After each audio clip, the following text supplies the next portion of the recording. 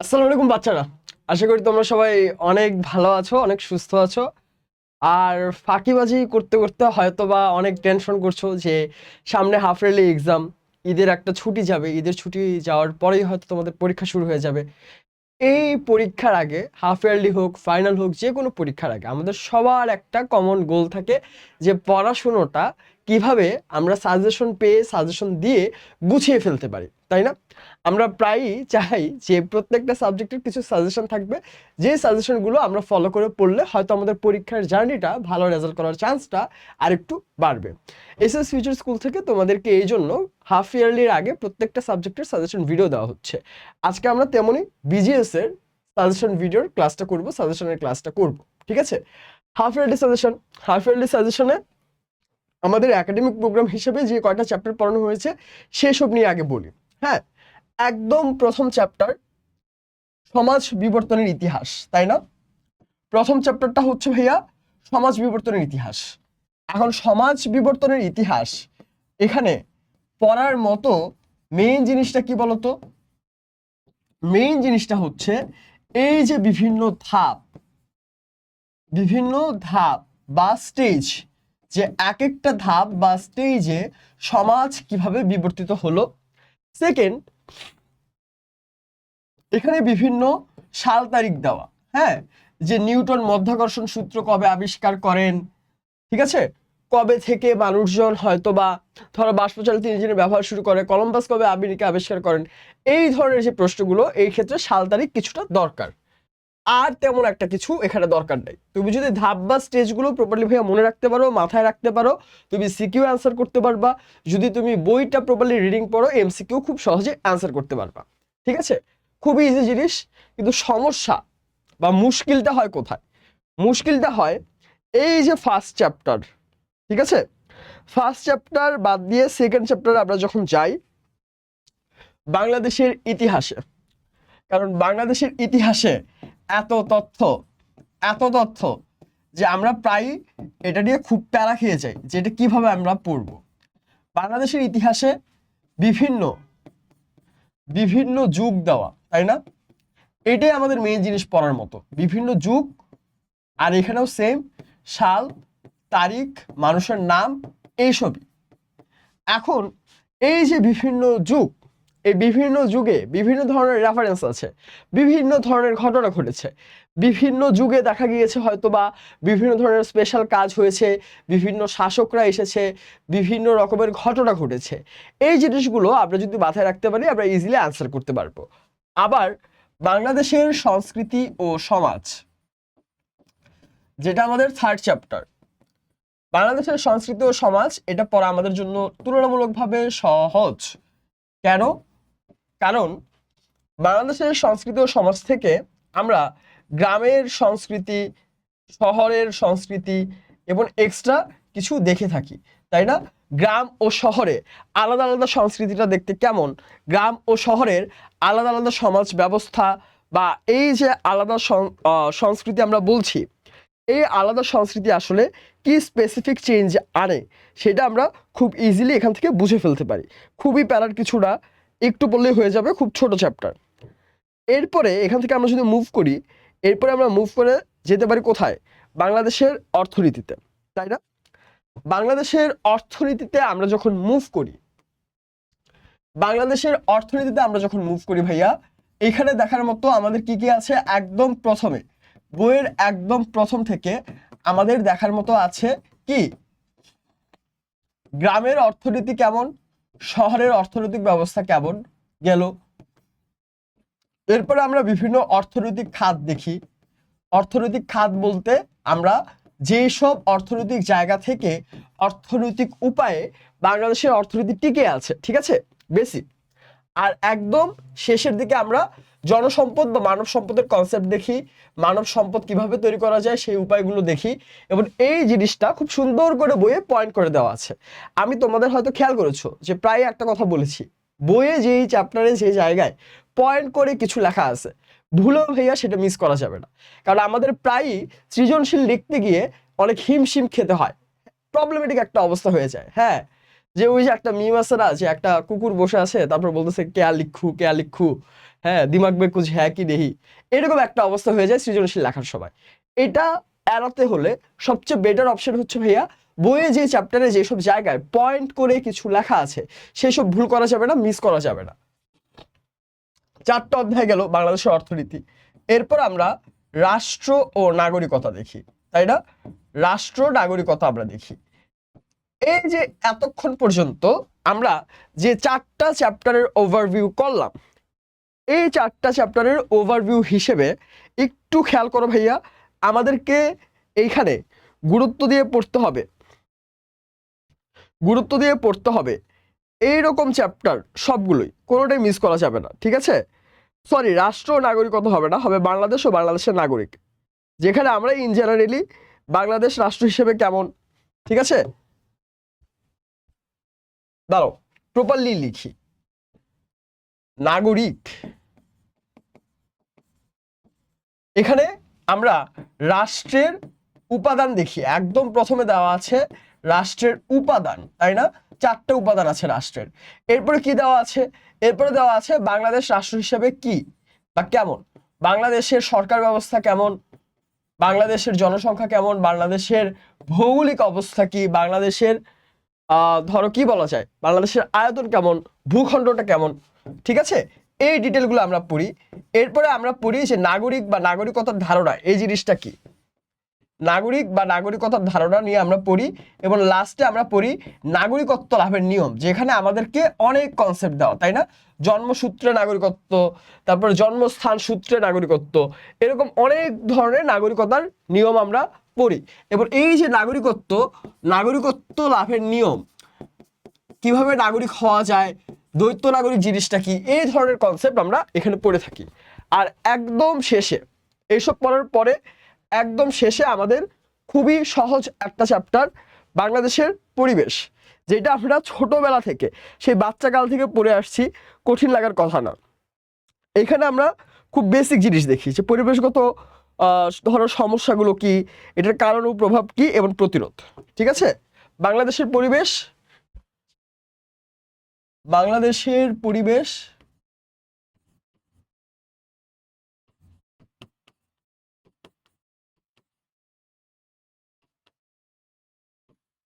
কারণ, এটার কি কারণে, পরিবেশগত দূষণের কারণ কি, এটার প্রভাব কি, আর প্রতিরোধ মানে কিভাবে এটা আটকানো যায়। এই প্রত্যেকটা জিনিস, প্রতিরোধটা মনে হয় বইয়ে স্পেসিফিক পয়েন্ট করে দেওয়া আছে, কারণ আর প্রভাবটা ওইভাবে পয়েন্ট করে দেওয়া নেই, এটা তোমাদের হোমওয়ার্ক দেওয়া ছিল, ফাঁকিবাজি করে না, ফাঁকিবাজি করলে কিন্তু তোমার লস। কারণ এবং প্রভাবগুলো বইতে দেওয়া আছে, প্রপারলি দেওয়া আছে, কিন্তু পয়েন্ট করা নেই, এটা তোমাকে একটু কষ্ট করে পয়েন্ট করে নিতে হবে। এই 3টা আমরা আমাদের চ্যাপ্টারের পরিবেশগত সমস্যার মধ্যে দেখতে পাই, তাই না? এইসব যদি আমরা পড়ে ফেলি, দেখো খুব বেশি কি পড়ার কিছু আছে এখানে, দেখো তো পড়ার মতো কিন্তু খুব বেশি নাই, খুবই কম জিনিস আছে, এটাই আমাদের জাস্ট দেখতে হবে। আচ্ছা, তাহলে একদম ফার্স্ট থেকে আমরা দেখি। হ্যাঁ, খুব ইউজুয়াল বইয়েরই একটা সৃজনশীল, আমরা হাফ ইয়ারলি সাজেশনের এখানে ভাইয়া বইয়ের সৃজনশীল বা কিছু এক্সট্রা সৃজনশীল এমসিকিউ গুলো হয়তো তোমরা আগেও প্র্যাকটিস করেছো, সেইটাই আমরা আবার প্র্যাকটিস করছি এই কারণে যে আমরা এই এমসিকিউ প্র্যাকটিস এবং সৃজনশীলের মাধ্যমে কিভাবে আমরা সৃজনশীল লিখবো, কিভাবে প্রশ্নগুলো আসে, কতটুকু আমাদের গুরুত্ব দিয়ে পড়তে হবে সেটা যাতে ফাইন্ড আউট করতে পারি। পোড়াবাড়ি কিসের জন্য বিখ্যাত? চমচমের জন্য। আদিম মানুষ দলবদ্ধভাবে বসবাস করতো কেন? এই লাইনটা বইয়ে ডিরেক্ট দেওয়া আছে যে মানুষজন তখন খাবার সংগ্রহ করতো, তাই না? খাবার সংগ্রহ করার জন্য, নিরাপদে বসবাস করার জন্য একসাথে বাস করতো। 1 নম্বর চিত্রটা হচ্ছে কি শিকারী সমাজ, আর 2 নং চিত্রের সমাজটা হচ্ছে কি উদ্যান কৃষিভিত্তিক সমাজ। এখানে আমরা প্রায় একটা ভুল করি ভাইয়া, আমাদের স্টেজ যেসব ছিল, সমাজ বিবর্তনের যে ধাপগুলো ছিল একটু বড় করে আমরা শিকার ও সংগ্রহ, উদ্যান কৃষি, কৃষিভিত্তিক, এইভাবে আস্তে আস্তে অগ্রসর হয়েছে না। এই ক্ষেত্রে উদ্যান কৃষি কি ভাইয়া? উদ্যান কৃষি হচ্ছে কৃষিভিত্তিক সমাজের আগের একটা স্টেজ, ঠিক আছে? যখন মানুষজন প্রাইমারিলি কৃষিকাজ করা শুরু করেছে, আর কৃষিভিত্তিক সমাজে খুব বড় পরিসরে কৃষিকাজ শুরু হয়ে গিয়েছে, দুইটা কিন্তু আলাদা, এটা মাথায় রাখতে হবে।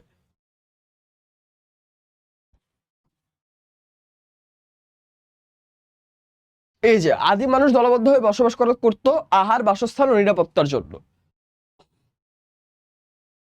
শিকার ও খাদ্য সংগ্রহ ভিত্তিক সমাজ 1 নম্বর চিত্রটা, আর এইটা হচ্ছে উদ্যান কৃষি ভিত্তিক সমাজ।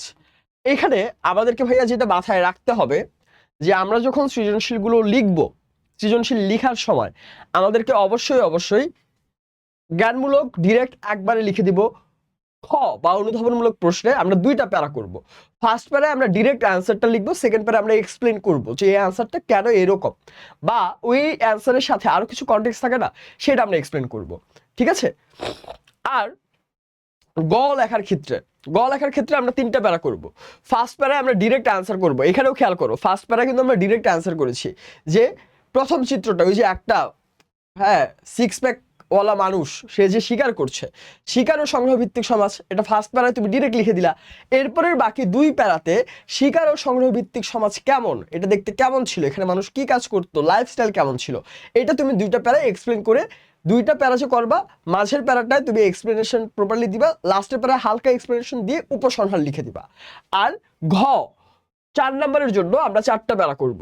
এই 4টা প্যারায় আমরা ফার্স্টে ওই 3 নম্বরের যেটা করেছি ডিরেক্ট প্রথম প্যারায় অ্যান্সার, এরপরে বাকি 3টা প্যারায় আমরা এক্সপ্লেন করব যে ওই সমাজটা দেখতে কেমন ছিল, ওই সমাজ কিভাবে আসলো, ওই সমাজের পরে কি আসলো, এত বেশি ডিটেলে পরবর্তীতে কি হয়েছে, আগে কি হয়েছে বেশি না লিখলেও ওই সমাজের স্পেসিফিক কি হয়েছিল সেটা একটু গুছিয়ে লিখে ফেলতে হবে। ঠিক আছে?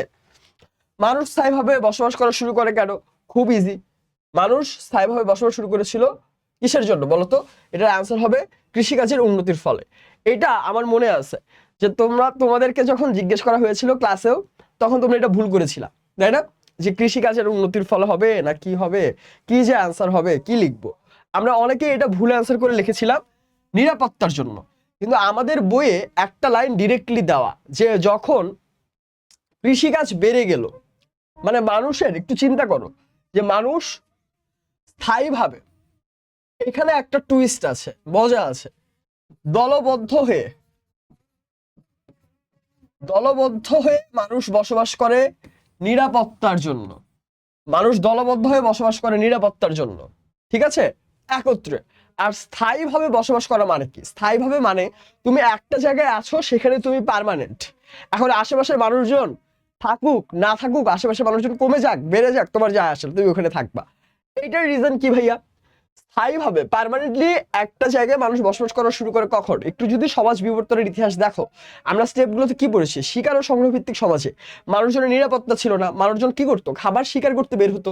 তখন তো অনেককে একসাথে বের হতে হবে, না হলে হুট করে দেখা যাবে কোনো বাঘ ভাল্লুক এসে খেয়ে ফেলেছে, তখন আবার ওই গল্পের মতো একটা বন্ধুর নিচে শুয়ে থাকবে আর একটা গাছে উঠে যাবে, এগুলা কাহিনী হতো।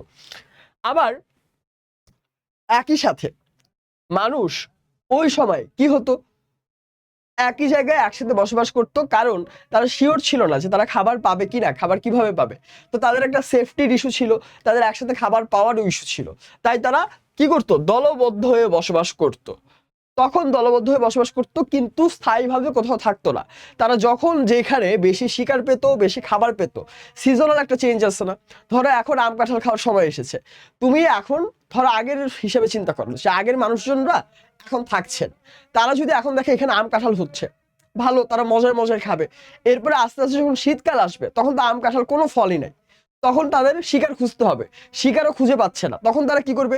তখন তারা এই জায়গা ছেড়ে আরেক জায়গায় বসবাস করবে, কারণ তাদের খাবারের সোর্সই হচ্ছে শিকার করা এবং খাবার সংগ্রহ করা, ফলমূল সংগ্রহ করা, তাই না? কিন্তু যখন কৃষিকাজ শুরু হয়, তখন আমরা কি দেখি? যে মানুষজন নিজেরাই কৃষিকাজ কিভাবে করবে, তার খাবারের ব্যবস্থা কিভাবে করবে, এইসব শিখে ফেলেছে। সো তখন কিন্তু আর তার এই রিস্কটা নাই যে সে খাবার খেতে পারবে কিনা, পরের বেলা কি খাবে, তাকে সেটা ভাবতে হবে। সো মানুষজন আসলে কৃষিকাজের উন্নতির ফলে স্থায়ীভাবে বসবাস করা শুরু করে। খুবই ছোট একটা জিনিস মনে হতেই পারে যে ভাইয়া একটা এমসিকিউ নিয়ে এত কথা বলার কি দরকার?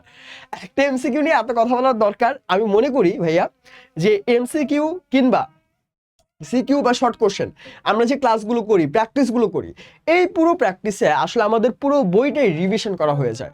সিম্পলি দেখো, তুমি একটা এমসিকিউ, কিন্তু তুমি এই একটা এমসিকিউতে শিকার ও সংগ্রহ ভিত্তিক সমাজ, উদ্যান কৃষি ভিত্তিক সমাজ, কৃষিকাজের কৃষিভিত্তিক সমাজ, দলবদ্ধ হয়ে বসবাস করার কারণ, স্থায়ীভাবে বসবাসের কারণ, কতগুলো বইয়ের কনসেপ্ট তুমি পেয়ে গেছো, দেখছো? এই কারণে ভাইয়া এই সাজেশন ক্লাসগুলো কিংবা এমসিকিউ সিকিউ প্র্যাকটিস করাগুলো দরকার, যাতে আমাদের বইটা রিভিশন করা হয়ে যায়। ওকে, কিসের মাধ্যমে সভ্যতার সূচনা হয়? সভ্যতার সূচনা কিসের মাধ্যমে হয়? খুবই ইজি, কঠিন কিছু না। সভ্যতার সূচনা হয় কিসের মাধ্যমে? কৃষিকাজের মাধ্যমে সভ্যতার সূচনা হয়।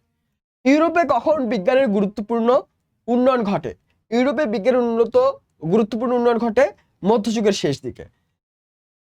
ইউরোপের নবজাগৃতি বা রেনেসাঁ কি ছিল? ইউরোপের নবজাগৃতি বা রেনেসাঁ ছিল প্রাচীন গ্রিস ও রোমের জ্ঞান বিজ্ঞানের ঐতিহ্য। কারণ প্রাচীন গ্রিস বা রোমে জ্ঞান বিজ্ঞানের যে ঐতিহ্য আমরা দেখি, যে তখন মানুষের কাছে আসলে অনেক লেজার টাইম ছিল। হ্যাঁ, তখন তারা জ্ঞান বিজ্ঞানের চর্চা করতে পারত। এই চর্চাটা অনেক বছর পর্যন্ত থেমে গিয়েছিল, মানুষজন আর করতো না। রেনেসাঁয় মানুষজন আবারও জ্ঞান বিজ্ঞানে আগ্রহী হওয়া শুরু হয়, মানুষ জ্ঞান বিজ্ঞান চর্চা করা শুরু করে। ঠিক আছে? ও, এটা তো দেখাই ফেললাম। কলম্বাস আমেরিকাতে পৌঁছায় 1492 সালে, খুবই আগে পৌঁছায়। নিউটন তার যুগান্তকারী মাধ্যাকর্ষণ সূত্র প্রকাশ করে 1685 সালে। এই যে এই কারণেই বলছি ভাইয়া যে সাল তারিখ মনে রাখতে হবে। বাষ্পীয় ইঞ্জিন দিয়ে কি করা যায়? বাষ্পীয় ইঞ্জিন দিয়ে বইয়ে আমাদের এই যে তিনটা কাজ, সুতা কাটার মাকু, যান্ত্রিক তাঁত, বাষ্পচালিত জাহাজ, এই তিনটাই করা যায়। কবে বিদ্যুৎ আবিষ্কার হয়? বিদ্যুৎ আবিষ্কার হয় 18 শতকে। শিল্প বিপ্লব কোথায় শুরু হয়েছিল? শিল্প বিপ্লব শুরু হয়েছিল ইউরোপে। কারণ তখনও কিন্তু এশিয়া বা আফ্রিকাতে এই শিল্প বিপ্লবটা শুরু হয় নাই। ঠিক আছে? আমেরিকাও অ্যান্সার হবে না, ইউরোপ আর আমেরিকা তো আলাদা। কোন দুটি মহাদেশে ইউরোপের মানুষ উপনিবেশ স্থাপন করেছিল? এশিয়া আর আফ্রিকাতে। এশিয়া আর আফ্রিকাতে তারা আসলে উপনিবেশ স্থাপন করেছিল, আমাদেরকে বলে যে তোমাদেরকে সভ্য হতে হবে, হ্যাঁ, আমাদের মতো চলতে হবে। ব্যাপারটা কিন্তু মোটেও এরকম না। তারা শুধু দেখলো যে এশিয়া এবং আফ্রিকাতে অনেক রিসোর্স আছে, অনেক কিছু আছে, যেটা এই এশিয়ান বা আফ্রিকান মানুষজন নিজেরাও হয়তো জানে না। তারা চেয়েছিল এই রিসোর্সগুলো নিজেদের দেশে নিয়ে যাওয়া, নিজেদের লাভ করা। এই কারণে তারা এই রিসোর্সগুলো নেয় এবং এই উসিলা দিয়েছিল যে তোমাদেরকে তো সভ্য করতে হবে। ঠিক আছে? তোমরা হয়তো একটা মজার ইভেন্ট জানার কথা বা জানার কথা না, আচ্ছা না জানলো, মানে পিকি ব্লাইন্ডার্সের টমি শেলবিকে তো সবাই ছিল, তাই না? এখন মজার একটা ইনসিডেন্ট হচ্ছে যে টমি শেলবির সাথে হ্যান্ডশেক করতে আসে ইংরেজ একজন। সম্ভবত ওই টাইমে এলিজাবেথ ছিল কিংবা প্রিন্স চার্লস ছিল, তারা কেউ একজন হ্যান্ডশেক করতে আসে। তখন সে পকেটে হাত দিয়ে রেখেছিল, সে হ্যান্ডশেক করে নাই।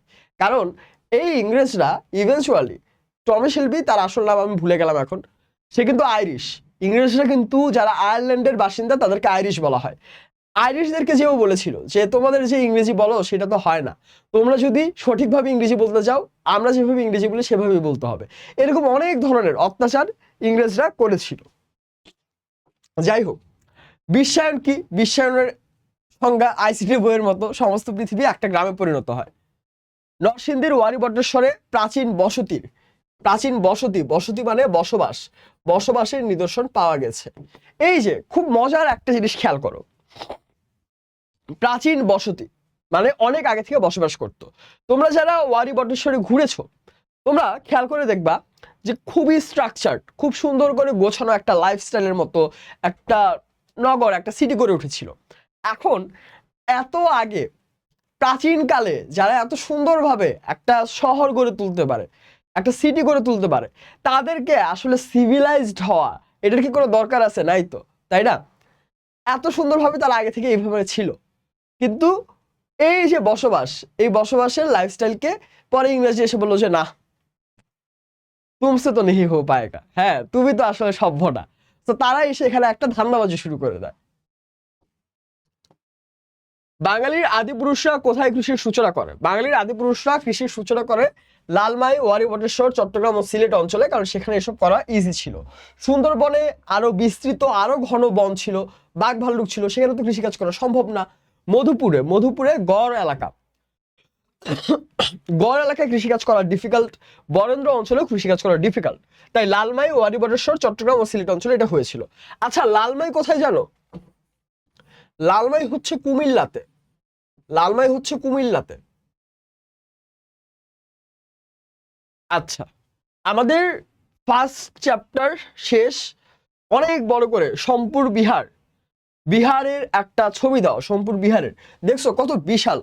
তার মানে মানুষজন, এই যে বলা হয় এশিয়ান আফ্রিকার মানুষজন আসলে ওই যে বলে না যে অশিক্ষিত, কিছুই জানে না, কিছুই পারে না, ব্যাপারটা কিন্তু আসলে সত্য না। কারণ তারা খুবই স্ট্রাকচার্ড, লাইফস্টাইল তাদের যা দরকার সেটা কিন্তু তারা তৈরি করে ফেলেছিল। প্রশ্নটা কি আমরা দেখি। হ্যাঁ, সোমপুর বিহারের কিছু ছবি, আরো ছবি দেখলাম। শালবন বিহার, আচ্ছা শালবন বিহার, শালবন বিহারের ছবিও আমরা দেখলাম। তোমরা কি শালবন বিহারে ঘুরতে গিয়েছো? আমি গিয়েছিলাম, হ্যাঁ খুব ভালো একটা মেমোরি ছিল। শালবন বিহার, শালবন বিহার, ওকে।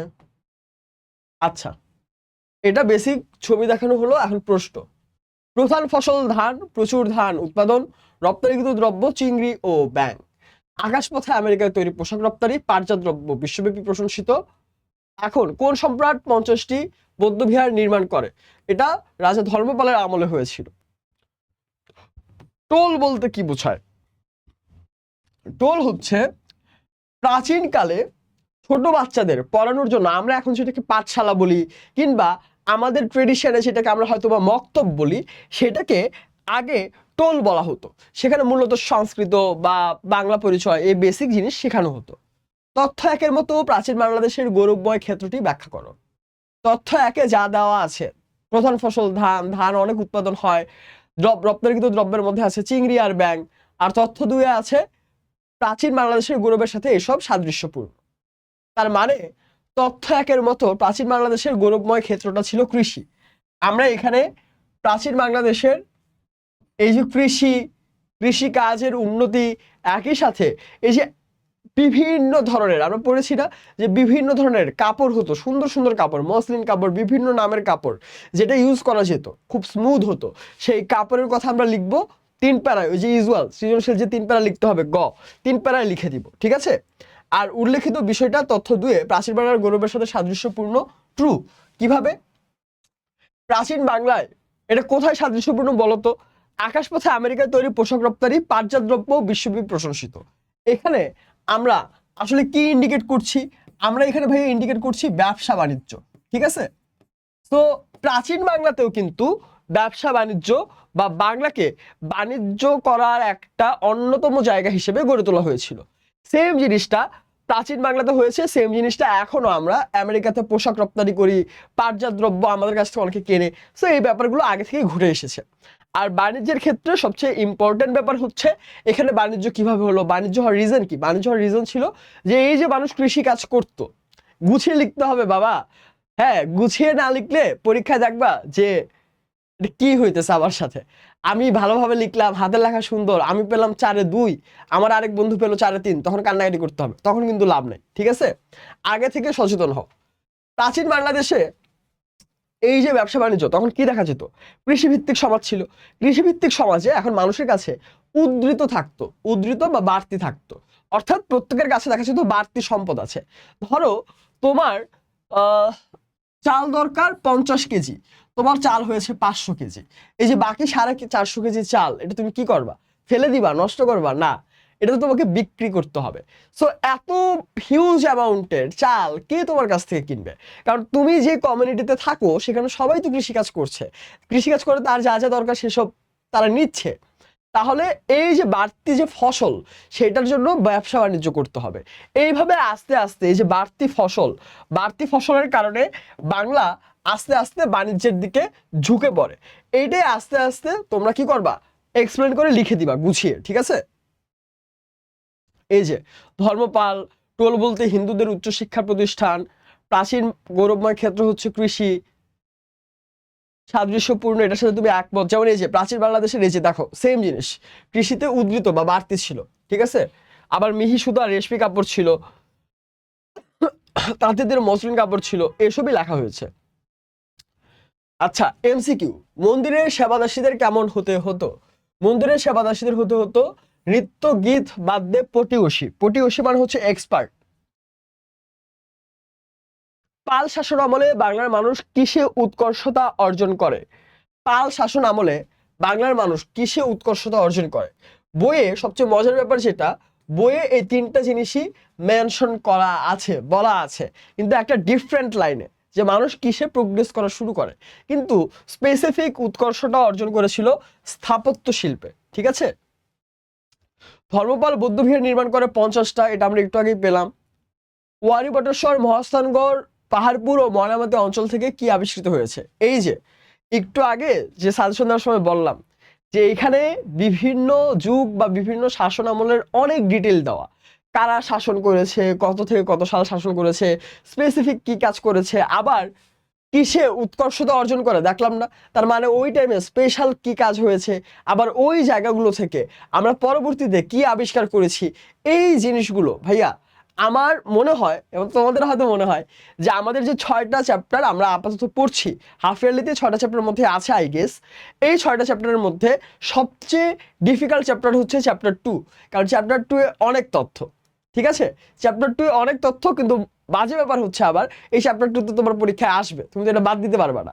সো বেটার বইটা রিডিং পড়ো, বইটা রিডিং পড়ে মনে রাখো। এটার আনসার হবে ক, পোড়ামাটি, পাথর, ধাতব ভাস্কর্য আর মূর্তি পাওয়া যায়। সেন যুগের শ্রেষ্ঠ শিল্পী কে ছিল? সেন যুগের শ্রেষ্ঠ শিল্পী ছিল শূলপাণি। মহাস্থানগড় থেকে প্রাপ্ত লিপিটি কোন পাথরে খোদাই করা? এই পাথরটা হচ্ছে কালো পাথর। রামচরিত কাব্যগ্রন্থের রচনা কে করে? সন্ধ্যাকর নন্দী। বাংলা ভাষার প্রাচীন নিদর্শন হচ্ছে চর্যাপদ। দান সাগর আর অদ্ভুত সাগর রচনা করে কে? দান সাগর আর অদ্ভুত সাগর রচনা করে বল্লাল সেন। বল্লাল সেন কিন্তু আবার ওই যে রাজাও ছিল, ঠিক আছে, রাজাও ছিল আবার লেখালেখিও করছে। তো এই যে দেখো এখানে কত ধরনের তথ্য, যে শূলপাণি কি লিখেছে, চর্যাপদ কে লিখেছে, আবার বল্লাল সেন কি কি লিখেছে। শিক্ষকদেরকে বলা হতো কি? শিক্ষকদের বলা হতো আচার্য বা ভিক্ষু। ছাত্রদেরকে কি বলা হতো? ছাত্রদেরকে বলা হতো, এই যে দেখো আবার আসছে, ছাত্রদের বলা হতো শ্রমণ। এই টাইপের জিনিসগুলো যদি বুঝে না পারে, এটা ভুল দেওয়া আছে, তাহলে কিন্তু পরীক্ষায় অ্যান্সার করতে পারবে না ভাইয়া। বৌদ্ধবিহারে কোন কোন বিষয়ে শিক্ষা দেওয়া হতো? বৌদ্ধবিহারে শিক্ষা দেওয়া হতো কোন কোন বিষয় ভাইয়া? চিকিৎসাবিদ্যা, ব্যাকরণ আর জ্যোতিষশাস্ত্র, এই 3টা বিষয়ে শিক্ষা দেওয়া হতো। বাংলায় মধ্যযুগের সূচনা হয় 1204 খ্রিস্টাব্দে। ওই যে অনেক বড় নামের একটা লোক ইখতিয়ার উদ্দিন, এই যে আসছে, ইখতিয়ার উদ্দিন মোহাম্মদ বখতিয়ার খুলজি, এই লোকটাই মধ্যযুগের সূচনা করে রাজা লক্ষণ সেনকে পরাজিত করার মাধ্যমে। হিস্ট্রিতে আমি সবসময় বলবো ভাইয়া, এটাকে তুমি একটা কঠিন, আমি জানি, একটু মজার ঘটনা হিসেবে নিতে হবে। যেমন হ্যারি পটারে অনেক তথ্য না, অনেক কিছু আছে না, অ্যাটাক অন টাইটানে অনেক কিছু আছে। এই প্রত্যেকটা জিনিস আমাদের মাথায় থাকে। কেন থাকে? কারণ আমরা কখনো এইসব পড়ার সময় আমরা চিন্তা করি না যে আমাকে এটা মুখস্থ করতে হবে। আমরা তখন ঘটনার দিকে খেয়াল করি যে কি হচ্ছে, এরপরে কি হলো, এরপরে কি হলো, এরপরে কি আসলো। এই যে এক একটা যুগ বর্ণনা করা, এটাও কিন্তু আমরা সেম ওয়েতে পড়তে পারি। যে আচ্ছা, পাল রাজারা গেল, এরপর কারা আসলো, কিভাবে আসলো, তারা এসে কি কি এমন কাজ করলো। সেন রাজারা গেল, এরপর কারা আসলো, তারা এসে কি কি কাজ করলো। ঠিক আছে, এইভাবে পড়লে জিনিসটা ইজিয়ার হবে। দিল্লির সুলতানদের পাঠানোর সেনাপতিরা বাংলায় কিসের দায়িত্ব পালন করত? তারা প্রশাসনিক দায়িত্ব পালন করত। বাংলার স্বাধীনতা টিকে ছিল কত বছর? প্রায় 200 বছর। হোসেন শাহী বংশের শ্রেষ্ঠ শাসক ছিল আলাউদ্দিন হোসেন শাহ। দিল্লির সুলতানি শাসনের অবসান ঘটে কবে? 1526 সালে। বাংলার বড় জমিদারদের বলা হতো 12 ভূঁইয়া। সেনাপতি ইসলাম খান চিশতি বাংলা অধিকার করেন। এই যে এই জিনিসটা শুদ্ধভাবে লেখা আছে। বাংলা অধিকার মানে কি বলতো ভাইয়া? বাংলা অধিকার বলতে বাংলা দখল করা বা বাংলার দায়িত্বভার নেওয়া। এটা কখন সে করেছিল? কে? ইসলাম খান চিশতি করেছিল এটা 1610 সালে। বাংলায় মধ্যযুগের পরবর্তী সময়কাল কি হিসেবে পরিচিত? আমরা ইউজুয়ালি দেখি প্রাচীনকাল, প্রাচীন যুগ, মধ্যযুগ, আধুনিক যুগ। বাংলায় মধ্যযুগের পর আমরা ঔপনিবেশিক যুগ দেখি। ঔপনিবেশিক যুগটা হচ্ছে যখন উপনিবেশ স্থাপন করা হয়। উপনিবেশ মানে হচ্ছে কলোনি, ঠিক আছে। সিপাহী বিপ্লব কবে হয়? এটা ইন্টারেস্টিংলি মনে রাখা যায়। 1757-তে পলাশীর যুদ্ধ হয়, সেখানে পরাজিত হয় সিরাজউদ্দৌলা। এরপরে ঠিক 100 বছর পর 1857 সালে সিপাহী বিদ্রোহ হয়, যেখানে হাবিলদার রজব আলী, মঙ্গল পাণ্ডে তারা এই সিপাহী যুদ্ধের নেতৃত্ব দিয়েছিল। পলাশীর যুদ্ধে পরাজিত হয় সিরাজউদ্দৌলা, বাটপারি করেছিল মীর জাফর। বক্সারের যুদ্ধে পরাজিত হয় মীর কাসিম। মীর কাসিম ও মীর জাফরের আত্মীয় ছিল।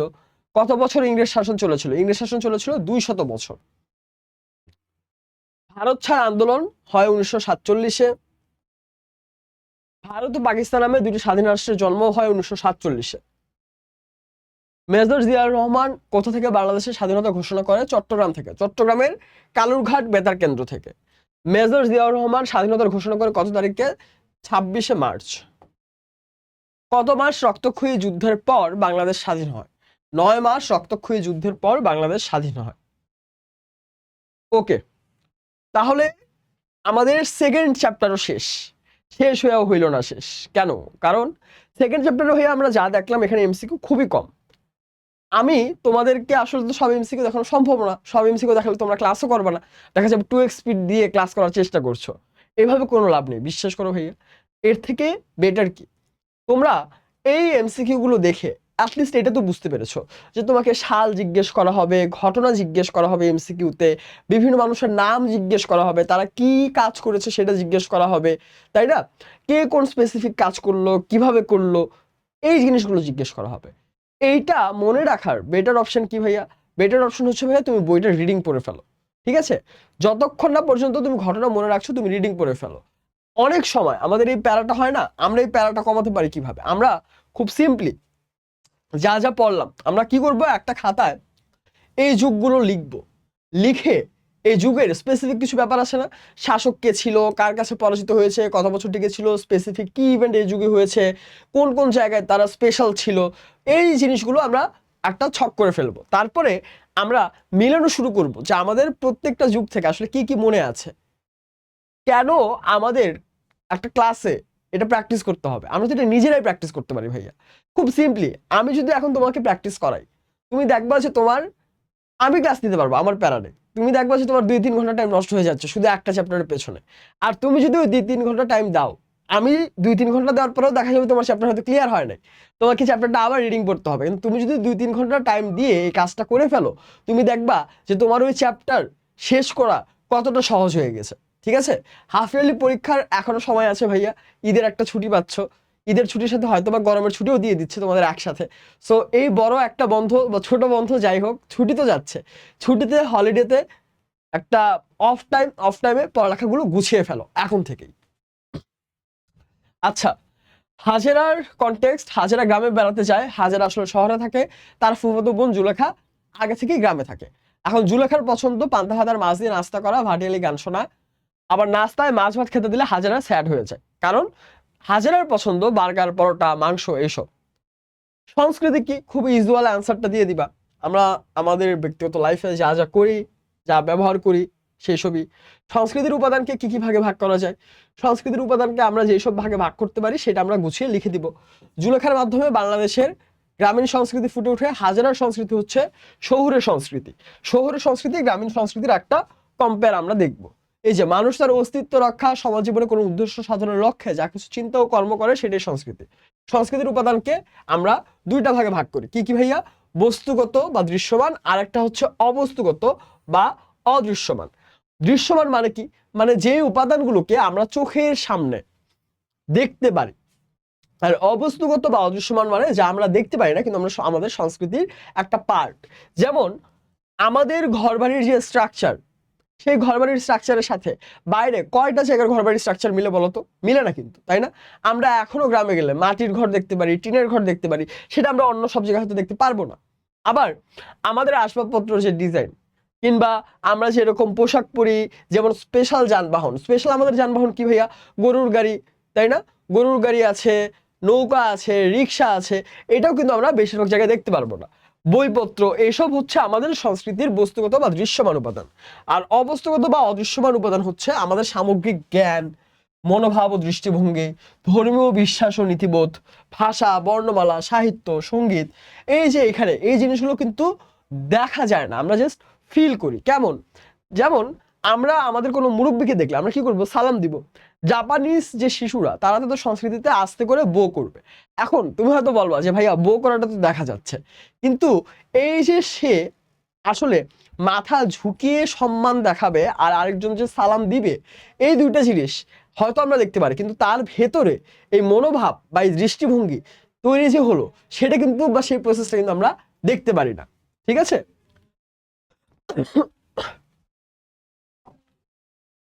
জুলেখার মাধ্যমে বাংলাদেশের কোন সংস্কৃতি ফুটে ওঠে? গ্রামীণ সংস্কৃতি ফুটে ওঠে।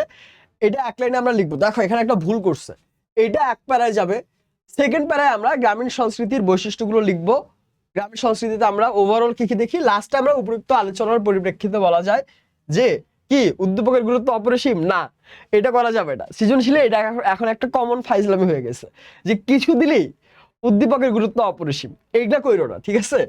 জুলেখার মাধ্যমে বাংলাদেশের গ্রামীণ সংস্কৃতি ফুটে উঠেছে। আচ্ছা, হাজারা সংস্কৃতিতে বিশ্বায়নের প্রভাব আছে, কারণ হাজারা শহরে বাস করে। আবার শহরের লাইফস্টাইল কেমন, যে শহরের লাইফস্টাইল কিন্তু যান্ত্রিক গতিময়, তাই না? তো সেখানে দেখা যায় যে মানুষের যা যা দরকার সেটার যে প্রোডাকশন উৎপাদন প্রক্রিয়া সেটা শহর থেকে পরিচালিত হয়। সেই ক্ষেত্রে এইখানে বিশ্বায়ন আমরা কি বলি আসলে, বিশ্বায়নকে আমরা বলি যে সমগ্র পৃথিবীকে আমরা গ্রাম হিসেবে কল্পনা করি। বা একই সাথে গ্রাম কেন বলা হচ্ছে ভাইয়া, গ্রামে যেটা হয় যে তোমার পাশের বাড়িতে কি ঘটছে, হ্যাঁ, সেটা কিন্তু সবাই জানে। তো এই সেম ওয়েতে বিশ্বায়নের কারণে এখানে বসে তুমি এখন ইরানে কি হচ্ছে, আমেরিকায় কি হচ্ছে, প্যালেস্তাইনে কি হচ্ছে, সব ঘটনা তুমি জানো, তাই না? এই কারণে বলা হচ্ছে বিশ্বায়নের কথা। সো এই বিশ্বায়নের প্রভাব আমরা কিভাবে দেখতে পারি হাজারার সংস্কৃতি মানে শহরের সংস্কৃতিতে, সেটা আমরা এক্সপ্লেন করে দিব 4 প্যারা। আচ্ছা, বস্তুগত সংস্কৃতি কোনটা? সাহিত্য, আচার অনুষ্ঠান, নৃত্যকলা এসব অবস্তুগত তৈজসপত্র মানে ব্যবহার্য যে জিনিস সেটা হচ্ছে বস্তুগত সংস্কৃতি। বাংলাদেশের সংস্কৃতি বৈচিত্র্যময়, ধর্মীয় ভিন্নতা, পেশার ভিন্নতা, ভৌগোলিক পরিবেশ, তিনটেই হবে অ্যান্সার। আচ্ছা, দৃশ্যকল্প 1 ও 2, ছোটদের বড়দের সকলের, গরিবের নিঃস্বের, আমারই দেশ, সব মানুষের সব মানুষের। দৃশ্যকল্প 1-এ আমরা জাস্ট একটা নৌকা দেখতে পাচ্ছি, খুব সুন্দর একটা নৌকা, তাই না? নৌকা, এখানে পানা পড়ে আছে, একটা মানুষ এখানে নৌকা বাইছে মাঝি। দৃশ্যকল্প 2-এর মাধ্যমে সংস্কৃতির কোন দিক ফুটে উঠেছে? এই যে বাঙালি সংস্কৃতিতে আমরা যে মানবতাবাদ দেখি এটাই ফুটে উঠেছে, কারণ সবাইকে নিয়ে চিন্তা করা হচ্ছে।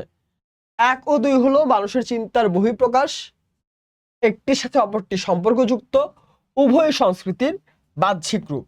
এটার অ্যান্সার তিনটাই হবে, কারণ এই বাহ্যিক প্রকাশ বা এই যে মানুষের চিন্তা ভাবনা বা একটা আরেকটার সাথে, এখানে বইয়ে খুব সুন্দর একটা কনটেক্সট দেওয়া আছে, লেখা আছে প্যারা করে, যে বস্তুগত এবং অবস্তুগত সংস্কৃতি যে উপাদান, এই বস্তুগত উপাদান অবস্তুগত উপাদান কিন্তু আলাদা কিছু না, এই দুইটাই একটা আরেকটাকে ডিফাইন করে, ঠিক আছে? ধরো আমাদের সাহিত্য, সাহিত্য তো অবস্তুগত উপাদান, আমরা একটু আগে পড়লাম। সাহিত্য অবস্তুগত উপাদান, ঠিক আছে, কিন্তু এই সাহিত্যকে তুমি যখন আবার লিখবা, লিখে যখন বই ছাপাবা, আরো মানুষ পড়বে, এই বইটা কিন্তু তখন একটা বস্তুগত উপাদান হয়ে যায়। এইভাবে সংস্কৃতির বস্তুগত আর অবস্তুগত উপাদান এই কনসেপ্টটা একত্র হয়ে যায়। সংস্কৃতি আসলে কি? মানুষের লাইফস্টাইল, মানুষের জীবনধারা। সংস্কৃতি কয় ধরনের? 2 ধরনের সংস্কৃতি আমরা দেখেছি, গ্রামীণ আর শহুরে। বস্তুগত সংস্কৃতি কোনটা? বস্তুগত সংস্কৃতি এখানে জাস্ট বাড়ি, আর বাকিগুলো কোনোটাই বস্তুগত না। অবস্তুগত সংস্কৃতির উদাহরণ কোনটা? গল্প। এই যে আমাদের মায়েরা, এখানেও একটা মজার কনটেক্সট আছে। ধরো আমাদের প্রায় অনেকের ক্ষেত্রে আমরা রাতে ঘুমানোর সময় অনেক আগে ছোটবেলায় আমাদের মায়েরা আমাদেরকে গল্প শোনাতো। আবার যদি এটাও বাদ দিই, আমরা কমনলি কি করতাম যে অনেক ছোটবেলায় আমরা কিছু কমন গল্প শুনে বড় হয়েছি না, ঠাকুরমার ঝুলি, গোপাল ভাঁড়, কমন জিনিস তো। তো এই জিনিসটা তুমি অন্য দেশের, সেটা হতে পারে রাশিয়ার একটা শিশু, সেটা হতে পারে যে স্পেনের একটা শিশু, জাপানের একটা শিশু, তারা যে গল্পগুলো শুনতো, তুমি যে গল্পগুলো শুনতা ফেয়ারি টেল হিসাবে বা ঘুমানোর আগে, এই দুটো কিন্তু সেম না। তুমি দেখবা কিছুটা হলেও ডিফারেন্স আছে, ঠিক আছে?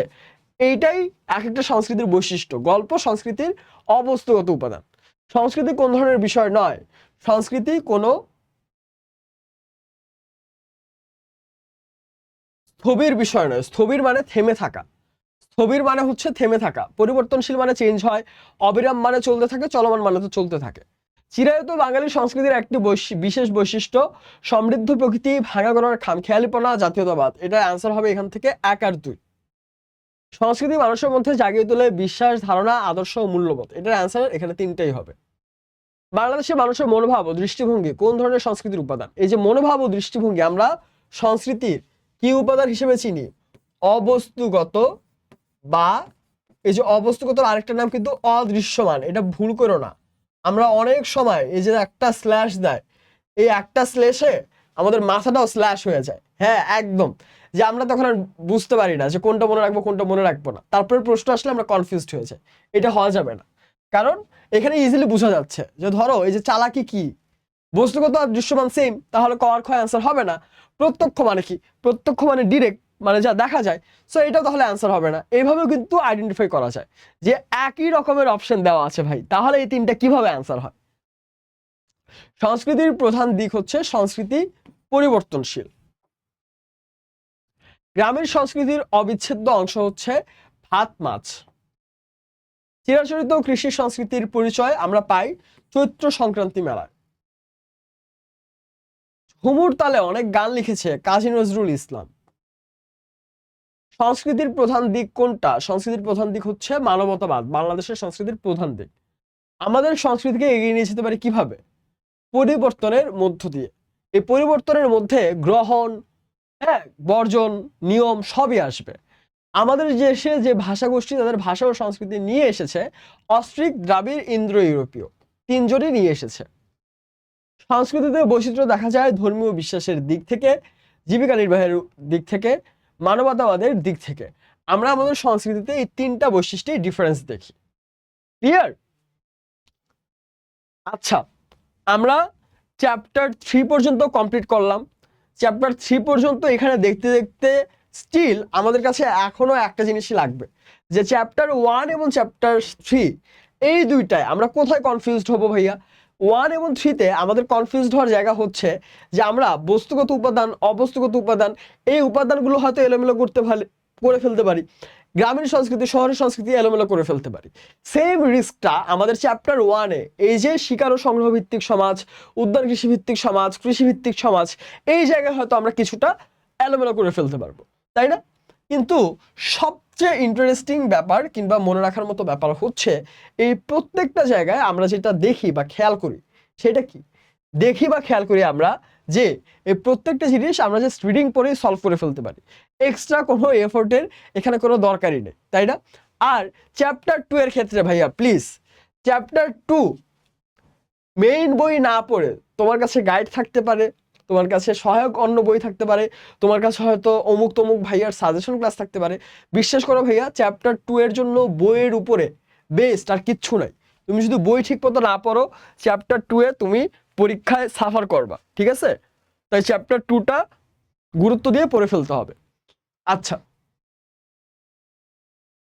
চ্যাপ্টার 4 এর আশরাফ আলী কারখানায় পশুর চামড়া দিয়ে ব্যাগ বানায়। ইংল্যান্ডে তার ব্যাগ স্বল্প পরিমাণে বিক্রি হলো, ইউরোপের কয়েকটি দেশে তার পণ্যের ব্যাপক চাহিদা পরিলক্ষিত হয়। তার স্ত্রী মিসেস জমিলা বাড়ির আঙ্গিনায় হাঁস মুরগি খামার থেকে শতাধিক ডিম বাজারে বিক্রি করে। বাংলাদেশের মোট জনসংখ্যার কত অংশ শহরাঞ্চলে বাস করে? খুবই ইজি অ্যান্সার। বাংলাদেশের আমরা বইয়ে দেওয়া আছে কি খেয়াল করো, বইয়ে দেওয়া আছে কৃষিকাজ। কৃষিকাজ করে বা কৃষিকাজের সাথে জড়িত তারা গ্রামে বাস করে 70%, আর শহরে বাস করে তাহলে বাকি 30%। বাংলাদেশকে কৃষি প্রধান দেশ বলা হয় কেন? কারণ এখানে ম্যাক্সিমাম মানুষজন আসলে কৃষিকাজই করে থাকেন, তাই এটা গুছিয়ে আমরা লিখে দিব। জমিলার কাজটা অর্থনীতির কোন খাতের সাথে? আর আশরাফ আলী আর মিস জমিলার কাজের মধ্যে কোনটা অর্থনীতির অধিক উন্নয়নে সহায়তা করে? আচ্ছা, বাংলাদেশের অর্থনীতি কৃষি নির্ভর হয়, বাংলাদেশকে কৃষি প্রধান দেশ বলা হয় কারণ গ্রামাঞ্চলের অধিকাংশ মানুষ কৃষিজীবী, আর শহরে যারা বাস করে তারাও কিন্তু ইনডিরেক্টলি কৃষির উপর নির্ভরশীল। এইটা আমাদের বইয়ে সুন্দর করে এক্সপ্লেন করা আছে, লিখে দিলেই হয়ে যাবে। জমিলা কি করে? জমিলা হাঁস মুরগি এইসব সে পালে, এবং পালন করার পর সে তাদের যে ডিম আছে সেই ডিমগুলো বাজারে বিক্রি করে। সো এই কাজটা আমরা আমাদের কৃষি খাত যদি খেয়াল করি, আমাদের অর্থনীতির বেশ কিছু খাত আছে না, তার মধ্যে অন্যতম একটা খাত হচ্ছে কৃষি ও বনজ খাত, ঠিক আছে? বৃহত্তর অর্থে মৎস্য সম্পদ, পশু সম্পদও কৃষি খাতের অন্তর্ভুক্ত, তাই হাঁস মুরগির খামার করাটাও কৃষি খাতের অন্তর্ভুক্ত। প্রাচীনকাল থেকে এদেশে মানুষ এই কৃষি কাজ করে আসছে। জাতীয় অর্থনীতি কৃষির অবদান কত, হ্যাঁ, এই কাজটা কিভাবে করা হয়, কি কি ভূমিকা রাখে, কত মানুষ করে, এই জিনিসগুলো আমরা যদি লিখি গয়ে তাহলেই হয়ে যাবে। দেখো এখানেও সেম এক লাইনে ডিরেক্ট অ্যান্সারটা, যে কৃষি খাতের সাথে সঙ্গতিপূর্ণ, এরপরে এক্সপ্লেনেশন। আশরাফ আলীর স্ত্রী আর আশরাফ আলীর কাজ, এই দুটার মধ্যে ইম্পর্টেন্ট কোনটা? এখানে জমিলার কাজ, যেটা জমিলার কাজ কি, জমিলার কাজ হচ্ছে কৃষি খাতের মধ্যে পড়ে, আর আশরাফ আলী সাহেব সে কি করে, সে পশুর চামড়া দিয়ে বিভিন্ন ধরনের চামড়াজাত দ্রব্য বানায়, এরপর সেটা বাইরে বিক্রি করে। তো আশরাফ আলীর কাজটা এখানে কিসের মধ্যে পড়ে ভাইয়া? আশরাফ আলীর কাজটা এখানে কিসের মধ্যে পড়ে? শিল্পের মধ্যে পড়ে। আমরা অলরেডি জানি বইয়ের কনটেক্সট হিসাবে যে কৃষি খাতের তুলনায় শিল্প খাতের অবদান কিন্তু বেশি, ঠিক আছে? তো সেই হিসাবে আশরাফ আলী আর তার স্ত্রী জমিলার কাজের মধ্যে আশরাফ আলীর কাজের অর্থনৈতিক ভূমিকা বেশি, ঠিক আছে? এই দুইটা। আর দেখো এখানে সব একত্র করে লিখা এটা করবা না, এখানে আমাদের মেইন প্রশ্ন কি ছিল আমি তোমাকে দেখিয়ে দিই। আশরাফ আলী ও জমিলার মধ্যে কোনটি অর্থনৈতিক উন্নয়নে অধিক সহায়ক বলে তুমি মনে করো? এখানে তুমি ডিরেক্ট লিখে দিবা যে আশরাফ আলীর কাজটি অর্থনীতির শিল্প খাতের মধ্যে পড়ে, মিসেস জমিলার কাজটি অর্থনীতির কৃষি খাতের মধ্যে পড়ে, এবং এই দুটির মধ্যে আশরাফ আলীর করা কাজটি অর্থনৈতিক উন্নয়নে অধিক সহায়ক বলে আমি মনে করি। এরপরে তুমি এক্সপ্লেন করবা যে জমিলার কাজটা কি, জমিলার কাজ কিভাবে হয়, আশরাফ আলীর কাজ কিভাবে হয়, এই দুটোর মধ্যে কোনটা বেটার, কেন বেটার, এইভাবে তুমি গুছিয়ে তারপরে লাস্টে একটা উপসংহার লিখে দিলেই ব্যাস, ঠিক আছে, গেম হয়ে যাবে। বাংলাদেশের শিল্পের কাঁচামালের অন্যতম উৎস, এটা আমরা সবাই জানি, কৃষিখাত। অর্থনীতি কি নির্ভর? বাংলাদেশের অর্থনীতি কৃষি নির্ভর। দেখছো শিল্প খাতের ভূমিকা বেশি, কিন্তু সেটাও কৃষি নির্ভর। কারণ শিল্প খাতে আমরা যা যা দেখি সেটার কিন্তু এই যে আমরা ধরো যে কোনো প্রোডাক্টের জন্য যে কাঁচামাল লাগে, হ্যাঁ ধরো তুমি একটা জুস শপ দিবা, ঠিক আছে, সেখানে আমরা অনেক মজার মজার জুস বানিয়ে বিক্রি করব। ধরো তুমি আর আমি জুস শপ দিচ্ছি, জুস শপে আমরা হয়তো অনেক এলিমেন্ট ইউজ করব, কিন্তু আমার প্রাইমারি এলিমেন্টটা কি ভাইয়া? প্রাইমারি এলিমেন্ট হচ্ছে আমার ফল লাগবে, তাই না, ফ্রুটস লাগবে। এই ফ্রুটসগুলো আসবে গাছ থেকে, গাছে ফল হবে, এই গাছের ফল হওয়াটা কৃষিখাতের মধ্যে পড়ে। তাই আমরা হয়তোবা যে ধরনের শিল্পের কাজও করে থাকি এই প্রত্যেকটাও কৃষি খাতের থেকেই আসে। গ্রামাঞ্চলে অধিকাংশ মানুষের পেশা কৃষি, এছাড়া বাকি যা আছে এসবও কিন্তু পেশা, কিন্তু অধিকাংশ মানুষ কৃষিকাজই করে। শহরাঞ্চলের মানুষের অর্থনৈতিক জীবনধারা কেমন? তাদের অর্থনৈতিক জীবনধারা শিল্প ও ব্যবসা কেন্দ্রিক। বাংলাদেশের বেশিরভাগ মানুষ বাস করে কোথায়? বেশিরভাগ মানুষ বাস করে গ্রামে। দেশের কয়েক কোটি মানুষ তাদের জীবিকার উপর কৃষির উপর নির্ভর করে, কৃষির উপর নির্ভর করে।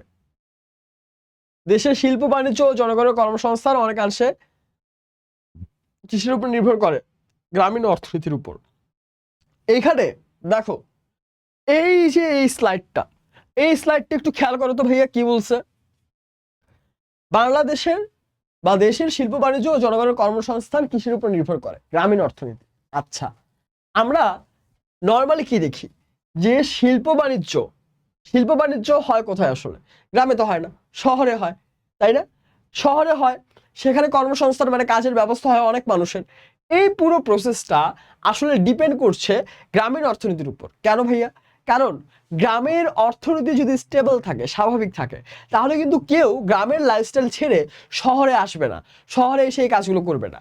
আমরা দেখি প্রায় যে আমাদের গ্রামগুলোতে, হ্যাঁ, বিভিন্ন দুর্যোগ হয়, প্রপার কোনো কাজ থাকে না, তখন মানুষজনের বাধ্য হয়ে শিল্প বাণিজ্য কিংবা বিভিন্ন ফ্যাক্টরিতে কাজ করতে তারা বাধ্য হয়। তাই এই যে শিল্প বাণিজ্য ও জনগণের কর্মসংস্থান আসলে গ্রামীণ অর্থনীতির উপরই ডিপেন্ড করে। বাংলাদেশের বন্দর নগরী বলা হয় চট্টগ্রামকে। শিল্প শহর কোনটা? শিল্পের শহর বলা হয় নারায়ণগঞ্জকে। ভাসমান মানুষগুলো কোথায় বেশি থাকে? ভাসমান মানুষ বেশি থাকে বড় শহরে। গ্রাম থেকে মানুষ শহরে আসে কেন? গ্রাম থেকে মানুষ শহরে আসে কেন? কৃষিকাজ করতে? না, তাহলে তো গ্রামেই থাকতে পারতো। গ্রামের জনসংখ্যা বেশি হয়? না, জনসংখ্যা তো গ্রামে বেশি না। উভয় স্থানের ভারসাম্য রক্ষা করতে নগর জীবনের বিস্তারের ফলে। আনসার হবে সি, নগর জীবনের বিস্তারের ফলে। কারণ এই যে নগর জীবনের বিস্তারের কারণে এখানে কাজ করার ক্রাইটেরিয়া বেশি, কাজ পাওয়ার চান্স বেশি, তাই মানুষজন গ্রাম ছেড়ে শহরে আসে কাজের জন্য। জাতীয় অর্থনীতিতে কাদের ভূমিকা দিন দিন আরো গুরুত্বপূর্ণ হয়ে উঠছে?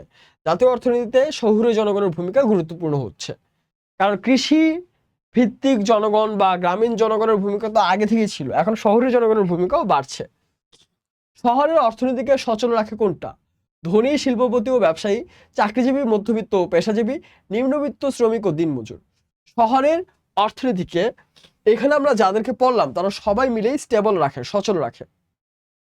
আচ্ছা, তাহলে আমাদের চ্যাপ্টার 4 বাংলাদেশের অর্থনীতিও শেষ। এখন আমরা চ্যাপ্টার 5 আমাদের যে ওই যে বাংলাদেশের নাগরিক, বাংলাদেশ ও বাংলাদেশের নাগরিক পড়েছি সেটা আমরা দেখব। তার আগে একটু বেসিক জিনিস দেখি। রাষ্ট্র গঠনের 4টা অপরিহার্য উপাদান আমরা দেখেছি। 4টা অপরিহার্য উপাদানের মধ্যে জনসমষ্টি, ভূখণ্ড, সরকার, সার্বভৌমত্ব পড়ে। জনসমষ্টি কি? জনগণ, আমরা যে জনগণ আছি তারা। ভূখণ্ড বলতে কিন্তু একটি দেশের এই যে নদী, সমুদ্র, স্থল, আকাশ সীমা, এই 3টাই পড়ে। সরকার হচ্ছে যারা রাষ্ট্র পরিচালনা করে, আর সার্বভৌমত্ব হচ্ছে রাষ্ট্রের চূড়ান্ত ও সর্বোচ্চ ক্ষমতা। বাংলাদেশের রাষ্ট্রীয় উপাদানে কি কি তথ্য দেওয়া আছে? 17 কোটি 10 লক্ষ লোক, ভূখণ্ড 1,47,570 বর্গ কিলোমিটার, যেখানে আমাদের উত্তরে ভারত, দক্ষিণে বঙ্গোপসাগর, পূর্বে ভারত ও মিয়ানমার। সরকার গণপ্রজাতন্ত্রী বাংলাদেশ সরকার, যা মন্ত্রিপরিষদ শাসিত ও গণতান্ত্রিক সংসদীয় সরকার। সার্বভৌমত্ব অভ্যন্তরীণ মানে কি? অভ্যন্তরীণ মানে ভেতরে, আমাদের দেশের ভেতরের যে কন্ট্রোল এবং বহিঃশত্রু শক্তির হস্তক্ষেপ, মানে তাদের ইন্টারফারেন্স নাই।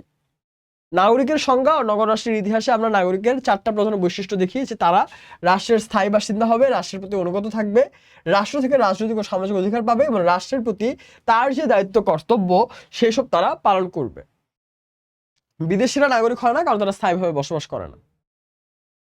নাগরিকত্ব লাভের 2টা মেইন উপায়, জন্মসূত্র নীতি আর অনুমোদন সূত্র। এই যে জন্মসূত্র আর অনুমোদন সূত্র, জন্মসূত্র হচ্ছে সিম্পলি বাবা মা যে দেশের নাগরিক, সন্তান সেই দেশেরই নাগরিক হবে। ঠিক আছে, এর কোনো ব্যত্যয় ঘটবে না, এর বাইরে আর কিছুই হবে না। বাবা মা আমেরিকার নাগরিক হলে সন্তান আমেরিকার, বাবা মা ফ্রান্সের নাগরিক হলে সন্তান ফ্রান্সের, বাবা মা জাপানের হলে সন্তানও জাপানের নাগরিক, যেটা আমাদের সবার ক্ষেত্রে প্রযোজ্য। আর জন্মস্থান নীতি হচ্ছে জন্মের স্থান অনুযায়ী। কেউ যদি দেখে যে তার সন্তান আমেরিকাতে জন্ম নিচ্ছে, সে যদি বাংলাদেশি হয় তার সন্তান আমেরিকার নাগরিক হয়ে যাবে।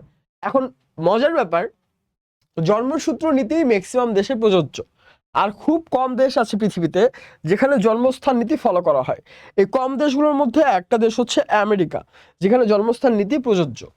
অনুমোদন সূত্রে নাগরিক মানে, অনুমোদন মানে কি? পারমিশন, অনুমতি নিয়ে এখানে আবেদন করতে হয়, আবেদন করে মানে অ্যাপ্লাই করে নাগরিকত্ব লাভ করা যায়। সেই ক্ষেত্রে কিছু শর্ত দেওয়া, শর্তগুলো হচ্ছে বিবাহ করা, যদি ওই দেশে কেউ বিবাহ করে, সম্পত্তি কিনে অনেক দিন ধরে বসবাস করে, সরকারি চাকরি করে, কিংবা ওই দেশের ভাষা জানে, বা তার এক্সট্রা অর্ডিনারি কোনো স্কিল আছে, সেক্ষেত্রে অন্য দেশের নাগরিক হওয়া যায়। আর একই সময়ে 2টি দেশের নাগরিকত্ব লাভ, এটাকে আমরা বইয়ে দেখেছি কি বলা হয়? দ্বৈত নাগরিকতা। ঠিক আছে, দ্বৈত নাগরিকতা। এই ক্ষেত্রে প্রাপ্তবয়স্ক হওয়ার পরে সে চুজ করতে পারে কোন দেশের নাগরিক হবে। এটা অনেক সময় কি হয়, যে ধরো কারো বাবা ধরো বাংলাদেশের আর তার মা ধরো অন্য দেশের, ধরো জাপান, চায়না, ফ্রান্স, অন্য কোনো একটা দেশের।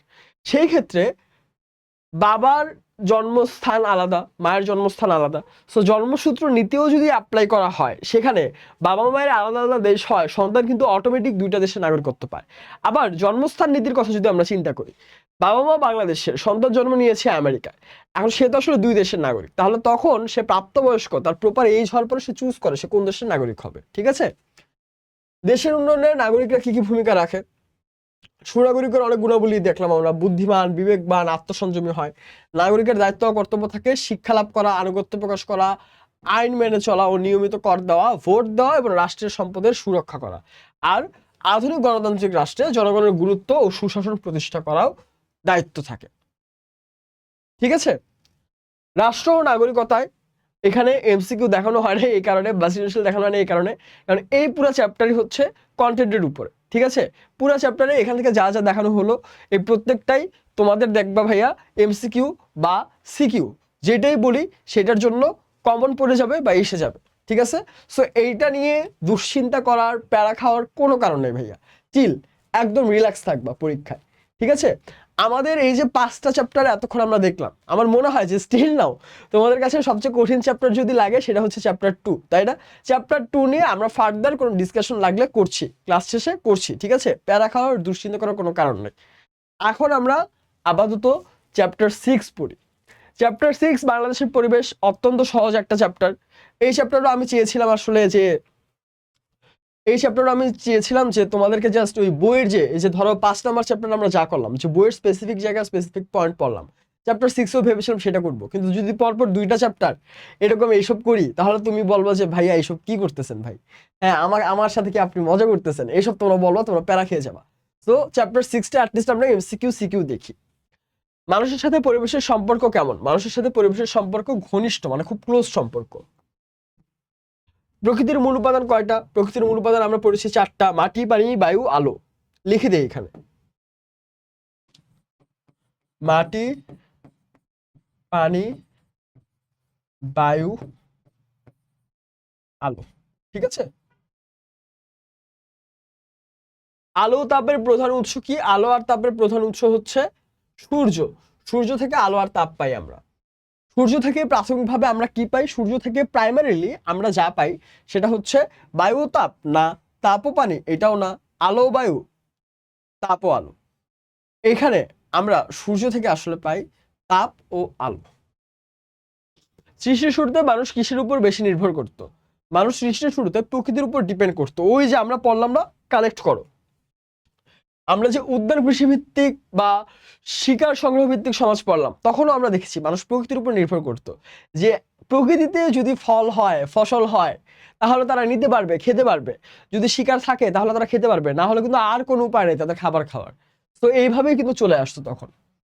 বাড়ি তৈরি করতে প্রকৃতির কোন উপাদান তুমি প্রধান ক্ষেত্র হিসেবে ব্যবহার করবে? বাড়ি তৈরি করার জন্য প্রাইমারি যা লাগে তা হচ্ছে, ও সরি, গাছ তো লাগে না, হ্যাঁ এটা হবে মাটি। গাছ তো প্রাইমারি না, হ্যাঁ গাছ থাকলো ঠিক আছে, কিন্তু মাটিই নেই, তুমি কি পানিতে ঘর বানাবা? এটা তো সম্ভব না। পানি, বাতাস ও তাপের হ্রাস বৃদ্ধি। হ্রাস বৃদ্ধি মানে কম বেশি হলে মানুষের বেঁচে থাকা কি হবে? মানুষের বেঁচে থাকা কঠিন হবে। এই যে ভাইয়া খেয়াল করো, মানে আমি যে বললাম যে বই পড়তে হবে, কেন? আমার মনে হয় যে আমরা আজকে যতগুলো এমসিকিউ দেখছি তার মধ্যে অনেক এমসিকিউ এরকম যেটা আমাদের বইয়েরই জাস্ট একটা লাইন, সেই লাইনের একটা অংশ আমাদের এই সাইডে দেওয়া প্রশ্ন করা হয়েছে, আর আরেকটা ওয়ার্ড বা একটু অংশ বাকি রেখে সেটা এইখানে দেওয়া আছে, সেখান থেকে আমাদেরকে অ্যান্সারটা বের করতে হবে। আমি যদি কখনো বই ঠিক মতো না পড়ি, আমি এই অ্যান্সারটা কিভাবে বের করবো? এটা সম্ভব? এটা তো সম্ভব না। তো বই না পড়লে তুমি সারা জীবন দেখো, আগের এমসিকিউটাও দেখো, তাহলে বুঝবা। বই না পড়লে সারা জীবন খুঁজেও এটা বের করা পসিবল না। যেমন পানি, বাতাস ও তাপের হ্রাস বৃদ্ধি ঘটলে মানুষের পক্ষে বেঁচে থাকা কি হবে? এখানে হয়তো বা আরামদায়ক, সুন্দর, সুখময়, এইসব আইরনিক্যাল ওয়ার্ড দেওয়া, আইরনিক্যাল অপশন দেওয়া, তাই হয়তো তুমি ডিটারমাইন করতে পারবা, বুঝতে পারবা যে এটার অ্যান্সার হবে বি, কঠিন। কিন্তু যদি এখানে দেওয়া থাকতো, ধরো কথার কথা যে কষ্টকর, ঠিক আছে, হ্যাঁ কষ্টকর, দুঃখের, হ্যাঁ এইসব দেওয়া থাকতো, তখন কিন্তু তুমি একটু কনফিউজড হয়ে যেতা যদি বই না পড়তা যে এটার অ্যান্সার আসলে কি হবে ভাই। এখানে তো সবগুলোই আমার মনে হচ্ছে অ্যান্সার হয়। তো এই কারণে ভাইয়া বইটা পড়তে হবে। অপশনে, অপশনই তোমার সাথে খেলা করার জায়গা, অপশনই হচ্ছে তোমাকে কনফিউজ করার জায়গা, যাতে তুমি অ্যান্সারটা দিতে না পারো। কিসের অগ্রগতি? মানে প্রোগ্রেসের কারণে, এগিয়ে যাওয়ার কারণে আমাদের চারপাশে পরিবেশ পরিবর্তিত হচ্ছে। মূলত আমাদের যে সভ্যতা তার অগ্রগতির কারণেই আশেপাশে পরিবেশ সবকিছু চেঞ্জ হচ্ছে। মানুষ তার প্রয়োজন মেটানোর জন্য কোনটিকে বিভিন্নভাবে ব্যবহার করছে? মানুষ তার নিজের প্রয়োজন মেটানোর জন্য পরিবেশকে বিভিন্নভাবে ব্যবহার করছে। সামাজিক পরিবেশ হবে, সরি। মানুষ তার প্রয়োজন মেটানোর জন্য সামাজিক পরিবেশ, আশেপাশের পরিবেশকে নানাভাবে ব্যবহার করেছে। বিভিন্ন কারণে পরিবেশে অস্বস্তিকর অবস্থার সৃষ্টি হতে পারে। এই অবস্থাকে কি বলা হয়? পরিবেশে বিভিন্ন কারণে অস্বস্তিকর অবস্থা সৃষ্টি হলে সেটাকে আমরা পরিবেশ দূষণ বলে থাকি। এই পরিবেশ দূষণ আবার অনেক রকমের আছে: মাটি দূষণ, পানি দূষণ, বায়ু দূষণ, শব্দ দূষণ। ঠিক আছে, এক এক রকম দূষণ এক এক ভাবে আমাদের কি ইফেক্ট করে। প্রকৃতির মূল উপাদান কয়টা? এটা আবার আসছে, প্রকৃতির মূল উপাদান 4টা। যার হ্রাস বৃদ্ধি ঘটলে মানুষের বেঁচে থাকা কঠিন: পানি, বাতাস, তাপ। 3টেই হবে অ্যান্সার। সৃষ্টির শুরু থেকে মানুষ যা কাজে লাগিয়ে নিজের প্রয়োজন মিটিয়েছে। সৃষ্টির শুরু থেকে মানুষ 3টাই, প্রকৃতি, পরিবেশ, পশু পাখিকে কাজে লাগিয়ে নিজে বেঁচে থেকেছে। অত্যন্ত বুদ্ধিমান প্রাণী হচ্ছে মানুষ। সিংহ বলতে নিছিলাম, যাই হোক। নিজের প্রয়োজন মতো মানুষ কোনটির উপর আধিপত্য বাড়িয়েছে? নিজের প্রয়োজন মতো মানুষ আধিপত্য বাড়িয়েছে প্রকৃতির উপর। মানুষের স্বাস্থ্যের জন্য ক্ষতিকর কোনটা? মানুষের স্বাস্থ্যের জন্য ক্ষতিকর হচ্ছে বিশুদ্ধ পানি থাকলে তো ভালো, উর্বর মাটিও ভালো, ভালো ফসল হবে, ওষুধ তো দরকারি, কিন্তু শব্দ দূষণ খারাপ একটা জিনিস। পরিবেশের ভারসাম্য নষ্ট হওয়ার পিছনে তুমি কাকে দায়ী করবে? পরিবেশের ভারসাম্য নষ্ট হওয়ার পিছনে দায়ী আসলে মানুষই পরিবেশটাকে নষ্ট করে ফেলেছে। ক্রমাগত জনসংখ্যা বৃদ্ধির প্রভাব কোথায় সবচেয়ে বেশি? ক্রমাগত জনসংখ্যা বৃদ্ধি মানে কন্টিনিউয়াস বাড়তে থাকা জনসংখ্যার প্রভাব আমরা শহরে আসলে বেশি দেখতে পারি। কারণ কন্টিনিউয়াস যখন জনসংখ্যা বাড়ে তখন কি হয়, আমরা আগের চ্যাপ্টারে যে পড়লাম না, হ্যাঁ, যে মানুষজন কেন আসলে গ্রাম থেকে শহরে যায়, যাতে সে ভালো একটা কাজ পায়, তার যাতে তার লাইফ যদি গ্রামে স্টেবল থাকতো তাহলে কিন্তু সে কখনো শহরে আসতো না।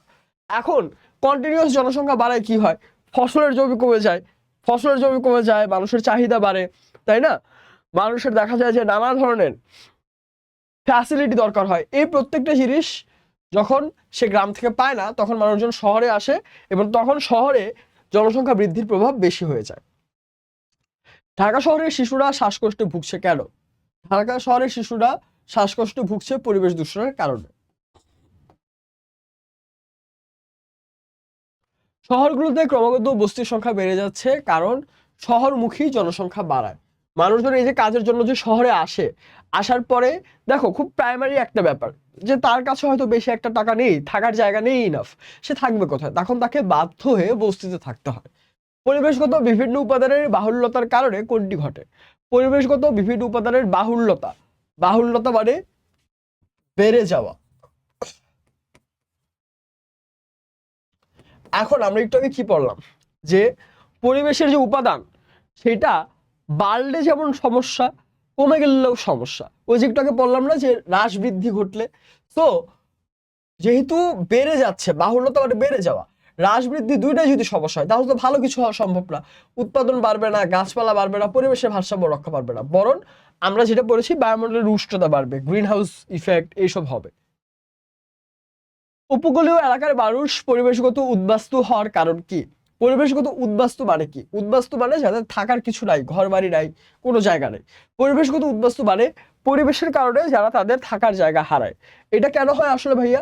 এটা বিভিন্ন প্রাকৃতিক পরিবেশের কারণে। এটা অনেক সময় দেখা যায় যে কি হয় বলতো, অনেক সময় খেয়াল করা যায় যে কি বলা যায় এটাকে, বিভিন্ন ধরনের দুর্যোগ, বিভিন্ন ধরনের ক্রাইসিস মোমেন্টে মানুষজন তার থাকার জায়গা হারিয়ে ফেলে। ঠিক আছে, এটার রিজন কি? যদি সমুদ্র পৃষ্ঠের উচ্চতা বেড়ে যায় তাহলে মানুষ পরিবেশগত উদ্বাস্তু হবে। জমি তার স্বাভাবিক উর্বরা শক্তি হারাচ্ছে, এর কারণ কি? কারণ একই জমিতে, দেখো এখানে একটা মজার জিনিস দেখো, এখানে বারবার চাষ হওয়ার ফলে একটা রিজন, জলসেচ করার রিজন না, এটা ভালো জিনিস। রাসায়নিক সার ব্যবহার করা আরেকটা রিজন, জৈব সার ব্যবহার করা হবে না, ভালো জিনিস। এখানে আমরা যদি একটু খেয়াল করি ভাইয়া, আমাদের কাছে মনে হবে এ আর সি দুইটাই তো অ্যান্সার হয়, তাই না? কারণ দুইটাই কিন্তু জমির যে উর্বরা শক্তি, মানে একটা জমিতে ভালো ফসল হবে এটাই উর্বরা শক্তি, এই শক্তিটা নষ্ট হয়। এটা হয় রিজন কি হতে পারে? আমরা যদি নর্মালি বই না পড়ে চিন্তা করি আমরা কিন্তু এ আর সি, অপশন এ আর সি এর মধ্যে কনফিউজড হয়ে যাব। কিন্তু যারা বই পড়বা তারা খেয়াল করে দেখবা বই ডিরেক্ট দেওয়া আছে যে বারবার চাষ হওয়ার কারণে জমি তার উর্বরা শক্তি হারাচ্ছে। তো এই কারণে বইগুলো পড়তে হয়, বুঝছো? বই না পড়লে যে আয়সা যেটাই তোমাকে সলভ করাক তুমি কখনোই দেখবা না যে প্রপার হচ্ছে। আবার ধরো কেউ এমসিকিউ পড়াচ্ছে, যে কোনো ভাইয়া বা আপু, হ্যাঁ তুমি তো সেই রকম চালাক, তুমি ধরো এমসিকিউটা মাথায় মনে রাখার চেষ্টা করছো, এখন তুমি কি মনে রাখছো যে অপশন এ হবে এটার অ্যান্সার। এখন অপশন এ তে আরেকটা অপশন দেওয়া, অপশন এ তে অন্য কোনো একটা কিছু লেখা, তুমি তো তখন ভুল জায়গায় আসবা, কনফিডেন্সের সাথে ভুল জায়গায় আসবা, এটা করা যাবে না। ঠিক আছে, জমিতে রাসায়নিক সার ব্যবহারের কারণ কি? জমিতে রাসায়নিক সার ব্যবহার করা হয় যাতে উৎপাদন বৃদ্ধি পায়, এটা থাকে টার্গেট, কিন্তু আসলে তো তাহার হয় না। সমুদ্র পৃষ্ঠের উচ্চতা বৃদ্ধির কারণ হচ্ছে এই যে দিন দিন আমরা যে দেখি যে তাপমাত্রা বেড়ে যাচ্ছে, এটা সমুদ্র পৃষ্ঠের উচ্চতা বৃদ্ধির কারণ। ওজোন স্তর ছিদ্র হয়ে যাচ্ছে কেন? ওজোন স্তর ছিদ্র হয়ে যাচ্ছে কারণ পৃথিবীর তাপমাত্রা বেড়ে যাচ্ছে। কৃষিকাজে কোনটির ব্যবহারের ফলে পানি দূষিত হচ্ছে? রাসায়নিক সার ব্যবহারের কারণে দেখা যাচ্ছে যে পানি দূষিত হচ্ছে। বাতাসে অক্সিজেনের ঘাটতি দেখা দিচ্ছে কেন? বাতাসে অক্সিজেনের ঘাটতি দেখা দিচ্ছে কারণ গাছ কমে যাচ্ছে। গাছই তো আমাদেরকে অক্সিজেন দেয়, গাছই যদি না থাকে তাহলে অক্সিজেন আসবে কোত্থেকে? ক্রমাগত পৃথিবীর তাপমাত্রা বেড়ে যাওয়ার ফলে কোনটি ঘটবে? ক্রমাগত কন্টিনিউয়াস যদি পৃথিবীর তাপমাত্রা বেড়ে যায় তাহলে কি হবে? এই যে দুই মেরুর যে বরফ, বরফ অনেকক্ষণ বাইরে রাখলে গলে যায় না, তো পৃথিবীরও যদি তাপমাত্রা বাড়ে, 2 মেরুর যে বরফ অ্যান্টার্কটিকা এই সাইডগুলোতে যে বরফগুলো আছে সেটাও তো গলে যাবে। সমুদ্র পৃষ্ঠের উচ্চতা বৃদ্ধি পাওয়ার ফলে কোনটি ঘটবে? সমুদ্র পৃষ্ঠের উচ্চতা বৃদ্ধি পাওয়ার কারণে নিম্নভূমি মানে নিচু এলাকা নিমজ্জিত হবে। নিমজ্জিত হওয়া মানে ডুবে যাবে, ঠিক আছে? এই চ্যাপ্টারে আমার মনে হয় যে এইটুক পার্ট, পৃথিবীর তাপমাত্রা, উষ্ণতা, 2 মেরুর বরফ গলে যাওয়া, এটা তোমরা ছোটবেলায় যারা আইসিএইচ দেখেছো তারা হয়তো আরো বেটার রিলেট করতে পারবা। হ্যাঁ, এখানে হয়তো একটু বেশি এক্সপ্লেন করা বা কঠিন কঠিন ওয়ার্ড ইউজ করা, কিন্তু আইসিএইচ দেখে থাকলে এটা তোমার বোঝার জন্য দেখবা যে খুবই সহজ হয়ে যাচ্ছে, ঠিক আছে?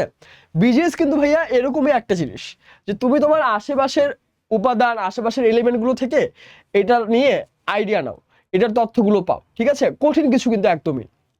আচ্ছা, উষ্ণতা বৃদ্ধিকারী মানে হচ্ছে ভাইয়া তাপ বাড়ায়, ঠিক আছে? তাপ বাড়ায় এমন গ্যাসের অন্তর্ভুক্ত না নিচের কোনটি? Carbon die oxide, nitrogen, CFC কি কি পড়েছি আমরা? দেখো ভাইয়া, করছি এমসিকিউ, বই তো খুলিও নাই, তাও আমাদের কিন্তু পুরো বই রিভিশন হয়ে যাচ্ছে, তাই না? সিএফসি হচ্ছে ক্লোরোফ্লোরো কার্বন। উষ্ণতা বৃদ্ধিকারী গ্যাসের অন্তর্ভুক্ত না নিচের কোনটা এখান থেকে? অক্সিজেন, কারণ বাকি তিনটাই গ্রিনহাউস গ্যাসের মধ্যে পড়ে, উষ্ণতা বৃদ্ধিকারী গ্যাসের মধ্যে পড়ে। পানির শক্তি কাজে লাগিয়ে মানুষ কি করেছে? পানির শক্তি কাজে লাগিয়ে মানুষ আস্তে আস্তে কল চালিয়েছে। প্রকৃতির উপর আধিপত্য বাড়াতে গিয়ে মানুষ যা করেছে, মানুষ এখান থেকে আসলে পরিবেশ নষ্ট করতে হবে অ্যান্সার, কিন্তু এখানে 1 আর 3 হবে, কারণ বৃক্ষরোপণ তো কেউ করে না। যা পানি ও বাতাসকে দূষিত করছে তা হলো কালো ধোঁয়া, বিষাক্ত গ্যাস, বর্জ্য, তিনটাই পানি আর বাতাসকে দূষিত করে। পরিবেশের ভারসাম্য নষ্ট হয় প্রাকৃতিক কারণে, মানুষের কর্মকাণ্ডের কারণে, পরিবেশের উপাদানের পরিবর্তন ঘটলে। পরিবেশের ভারসাম্য নষ্ট হয় প্রাকৃতিক কারণে একটা রিজন, মানুষের কর্মকাণ্ড আর একটা রিজন, ঠিক আছে? পরিবেশের উপর পরিবর্তন ঘটলে আনসার হবে 2 আর 3, কারণ প্রকৃতিতে পরিবেশের নিজের কারণে কখনো দেখা যায় না পরিবেশ দূষিত হয়ে যাচ্ছে। মানুষ এত উল্টাপাল্টা কাজ করে যে পরিবেশ দূষিত হয়ে যায়। মানুষ তার বুদ্ধিমত্তা কাজে লাগিয়ে তৈরি করেছে। এখান থেকে যা যা দেখছো সবই হবে আনসার। পাহাড় কর্তনের কারণ, কর্তন মানে কাটা, কাটা, পাহাড় কাটার কারণ, পাহাড় কাটার তো আসলে ভালো কোনো রিজন থাকতে পারে না। হ্যাঁ, জীব বৈচিত্র্য সংরক্ষণ করতে হলে তো পাহাড় কাটতোই না। অ্যান্সার হবে 2 আর 3। বৈশ্বিক উষ্ণায়নের ফলে সমুদ্রপৃষ্ঠের উচ্চতা বেড়ে যায়, মানুষ পরিবেশগত উদ্বাস্ত হয়, উপকূলীয় এলাকা প্লাবিত হয়ে মানে বন্যায় ডুবে যেয়ে মানুষ গৃহহীন হয়ে যায়। তিনটেই হবে অ্যান্সার। মাস্ক ব্যবহার করে জামাল, রাস্তায় যাওয়ার সময় আবর্জনা প্লাস্টিক পলিথিন ছড়ে থাকতে দেখে জামালে দেখা বন্ধু না, এগুলো তো বন্ধু না, এগুলো তো বস্তু। এই বস্তুগুলোকে আমরা কি বলতে পারি? এই বস্তুগুলো হচ্ছে দূষক। দূষক কি? যা দূষণে সাহায্য করে বা দূষণ ঘটায়। জামালের মাস্ক ব্যবহারের কারণ বায়ু দূষণ থেকে রক্ষা, দুর্গন্ধ থেকে রক্ষা, বায়ুবাহিত রোগ থেকে রক্ষা। তিনটেই হবে অ্যান্সার। ঢাকায় বেশি শীত অনুভূত হয় না, রবীন্দ্র শহরে শীত কম হওয়ার কারণ কি? কারণ সে দেখেছে যে গ্রামে সে অনেক শীত পায়। এটার রিজন হচ্ছে এই যে দেখো, শীতকালে সব জায়গায় সিমিলার শীত হওয়ার কথা, কিন্তু শীত যদি প্রপারলি না হয়, গ্রামে বেশি শহরে কম, এটার কারণ কি? কারণ গ্রামে কি আছে? গ্রামে গাছপালা আছে, শহরে তো গাছপালা নাই, তাই শহরে শীত কম হয়। এই যে শীত কম হওয়ার কারণ কি? শীত কম হওয়ার মেইন কারণ হচ্ছে তাপ বৃদ্ধি। যে শহর এলাকার দিকে তাপ এতটাই বৃদ্ধি পেয়েছে যে শীত হলেও ওটা আমরা অনুভব করতে পারি না। এই ভারসাম্য নষ্ট হওয়ার কারণ অতিরিক্ত কালো ধোঁয়া, শব্দ দূষণ, নদী ভাঙন। অ্যান্সার হবে 1 আর 2। আজগর মিয়া কৃষক, সে অধিক ফসল লাভের আশায় জমিতে অতিরিক্ত সার ও কীটনাশক দেয়, তার কাজের ফলাফল হচ্ছে পরিবেশ দূষণ, পরিবেশের 12টা বেজে যাবে তার কাজের কারণে। আজগর মিয়ার কি করা উচিত? জৈব সার ব্যবহার করা, জৈবিকভাবে কীটপতঙ্গ দমন করা এবং জমিতে লবণাক্ত পানি ব্যবহার। আস্তাগফিরুল্লাহ, এটা তো খারাপ কাজ। 3 নাম্বারটা খারাপ কাজ। 1 আর 2 করতে হবে, ঠিক আছে? জৈব সার, প্রপার যে জৈব সার, প্রাকৃতিক সার এবং প্রপারলি কীটপতঙ্গ দমন করতে হবে। কোন কাজটি পরিবেশকে দূষিত করে? যদি নদী খনন করা হয়, বিদ্যুতায়ন করা হয়, তো হ্যাঁ, এটার অ্যান্সার হবে যদি বেশি করে ওয়েট প্রতিহত, হ্যাঁ, বেশি করে বৃক্ষরোপণ, গাছ লাগানো। প্রতিহত মানে আটকানো। শব্দ দূষণ কেন ঘটে? যদি কেউ বিনা প্রয়োজনে গাড়ির হর্ন বাজায় তাহলে শব্দ দূষণ ঘটে। শব্দ দূষণের ফলে আমরা কিসের সম্মুখীন হই? মানসিক সমস্যার সম্মুখীন হই। পরিবেশের ভারসাম্য ঠিক রাখার জন্য আমাদেরকে যা মনে রাখতে হবে, অযথা গাছ কাটবো না, যেখানে সেখানে মলমূত্র ত্যাগ করবো না, যেখানে সেখানে ময়লা ফেলবো না, না, না, এটা খারাপ কাজ, এটা করা যাবে না। 1 আর 2 হবে অ্যান্সার। পরিবেশ দূষণমুক্ত রাখার উপায়, দূষণ প্রতিরোধ, সচেতনতার বৃদ্ধি, পলিথিনের সীমিত ব্যবহার, তিনটেই হবে এখান থেকে আনসার। ওকে, পরিবেশের চ্যাপ্টারে একদম প্রথমের কথা যদি আমরা একটু চিন্তা করি ভাইয়া, একদম ফার্স্টের দিকে আমরা কি পড়েছি, যে পরিবেশ দূষণের চ্যাপ্টারে আমরা কারণ, প্রভাব, কারণ মানে হচ্ছে কি কি কারণে পরিবেশ দূষণ হয়, প্রভাব মানে কি প্রভাব বা কি ইফেক্ট পরিবেশ দূষণের কারণে হয়, আর প্রতিরোধ আমরা কিভাবে পরিবেশ দূষণটা কমাতে পারি। এই তিনটে আমাদের মেইন জিনিস, এই তিনটে থেকে আমাদের প্রশ্ন হয়। আর কিছু প্রশ্ন হয়তোবা এই যে ধরো তাপমাত্রা বেড়ে যাওয়া, ক্লোরোফ্লোরোকার্বন বা গ্রিন হাউস গ্যাস, পৃথিবীর উষ্ণতা কিভাবে বৃদ্ধি পায়, ওজোন স্তর কেন ছিদ্র হয়ে যাচ্ছে, এই টাইপের অনুধাবনমূলক প্রশ্ন আসতে পারে। ঠিক আছে, খুবই ইজি ভাইয়া।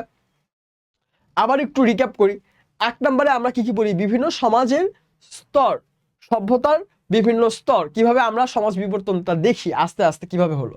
এটার খুব ভালো একটা প্রসেস আছে, যে একদম প্রথমে মানুষ শিকার ও সংগ্রহ ভিত্তিক সমাজ ছিল, তারপরে আস্তে আস্তে এখান থেকে ইভলভ হলো, এগোতে থাকলো, তাই না?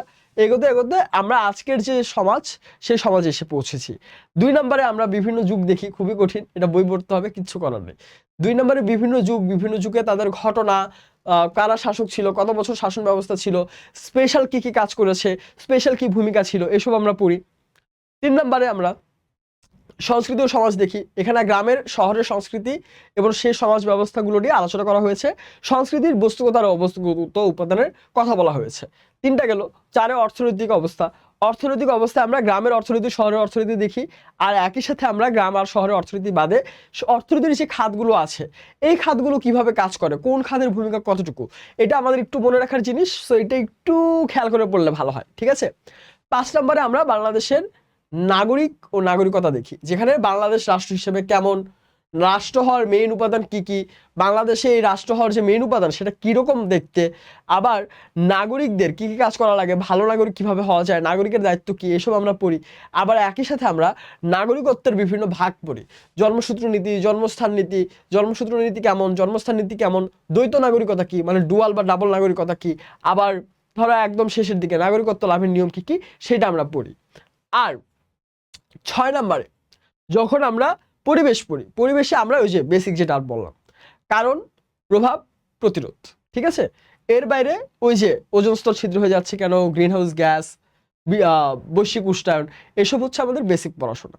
ঠিক আছে, এই ক্লাসটা তোমাকে কতটুকু হেল্প করবে আমি জানি না ভাইয়া, কিন্তু একটু তো আশা করতেই পারি যে একাডেমিক প্রোগ্রামের ক্লাস থেকে, একাডেমিক প্রোগ্রাম ক্লাসের পরে এই সাজেশন ক্লাসটা তোমাদেরকে শুধুমাত্র গাইড করার জন্য, যে আমরা আসলে কিভাবে এই এমসিকিউ গুলো হুবহু আসবে ব্যাপারটা এরকম না, কিন্তু আমরা তো এই এমসিকিউ গুলো প্র্যাকটিসের মাধ্যমে পুরো বইটাই রিভিশন করে ফেলেছি এমসিকিউ আর সিকিউ প্র্যাকটিস করার মাধ্যমে।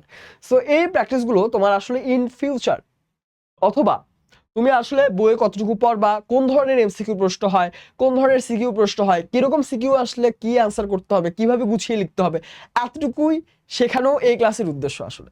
ঠিক আছে, যাতে তোমাদের পরীক্ষার আগে যে টেনশনটা হয়, পরীক্ষার আগে আমাদের প্রায়ই যেটা হয় যে আমরা আসলে পড়ি, অনেকে হয়তো অনেক পড়ি, কিন্তু আমরা আসলে বুঝে উঠতে পারি না, কনফিউজ থাকি যে কেমন প্রশ্ন আসবে, কিভাবে প্রশ্ন আসবে, কতটুকু প্রশ্ন আসবে, কিভাবে লিখবো, কিভাবে গুছিয়ে লেখা যায়। সো আজকের ক্লাসের পরে অ্যাটলিস্ট তোমরা এই জিনিসগুলোতে সাফার করবে না, একটু আশা করা যায়। ঠিক আছে, সম্ভবত আজকের ক্লাস তোমরা যখন দেখবা তখন হয়তো তোমাদের ভ্যাকেশন চলছে আর হোয়াট এভার। হ্যাঁ, একটা জিনিসই দোয়া করব বা আশা করবো তোমাদের কাছ থেকে ভাইয়া, তোমরা এই ক্লাসটা দেখে উপকৃত হলেই আমার জন্য ভালো এটা। ঠিক আছে, আর অবশ্যই সবাই অনেক ভালো ফাটাফাটি একটা পরীক্ষা দাও, সবাই যাতে পরীক্ষা একদম 100তে 100 পাও ইনশাল্লাহ, সেই দোয়া করব। তোমাদের সবার পরীক্ষার জন্য অনেক অনেক শুভকামনা আর দোয়া থাকলো। আবারও নেক্সট ক্লাসে, নেক্সট কোনো একটা ভিডিওতে নানা উপায়ে তোমাদের সাথে হয়তো দেখা হবে। আজকে এসএস ফিউচার স্কুলের এই সাজেশন ভিডিওর ক্লাস এখানেই শেষ হচ্ছে, তোমাদের সাথে পরবর্তীতে আবার দেখা হবে। সবাইকে অনেক ধন্যবাদ ধৈর্য ধরে এতক্ষণ ক্লাস করার জন্য, পরীক্ষার জন্য অনেক শুভকামনা, বেস্ট অফ লাক, আল্লাহ হাফেজ সবাইকে।